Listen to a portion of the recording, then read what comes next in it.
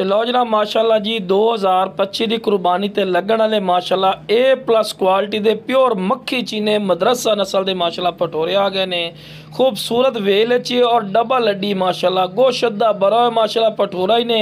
उम्र दी बिरा 10 तो 11 महीने माशाल्लाह उम्र पई। पक्का खीरा ने बिल्कुल दुंदा आने तैयार है। तोता फेस चंगी झालर च और वाइट अख दे विच ने माशाल्लाह कमाल दी चीज़ है माशाल्लाह। ते पक्का खीरा बिल्कुल बिल्कुल दो दांत हो रही है डबल हड्डी अच्छी ने बिरा। और जनाब फ्रेश खस्सी ने पिया बिरा वाजे गल कर दे भी आंडी बना के नहीं देना खस्सी ने पिया माशाल्लाह खूबसूरत वेल च डबल हड्डी च और चंगे हाइट का दल है। बाकी जनाब जिस बिरा चाहिए वे इंशाल्लाह स्क्रीन दिते नंबर पर रबता करके मुनासिब कीमत से लै सकते हैं।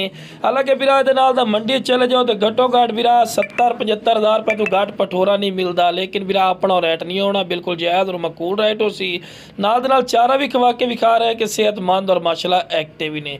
तो लो बिरा उस तो बाद दूसरे नंबर वाला आ गया माशाल्लाह तोता फेस चंगे कन्ना दे लापर इन पे। तो यह भी जनाब पक्का खीरा बिल्कुल दो दांत होया खलोता बिरा चेक कर सकते हैं। और खस्सी पटोरा डिटेल नाल तुहानू चेक करवा रहे हैं कि तुहानू अच्छी तरह इन्फॉर्मेशन होवे कि तुहानू एक गल का पता लगे। बाकी जनाब डिमांड करन हुण जोड़ी दी मैं 1,40,000 ही कर सकना 1,45,000 ही कर सकना लेकिन फ़ायदा नहीं।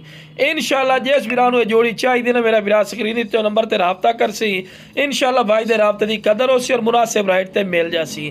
बाकी जनाब कोई मेरे को आवना चाहे लोकेशन लुडन शहर जिला व्याड़ी ने लुडन मेन अड्डे ते UBL बैंक और PSO पंप के सामने इत्थे आके भी लै सकते हैं। तो कारगो की सहूलत की गल की जाए तो आल पाकिस्तान मसला मौजूद है।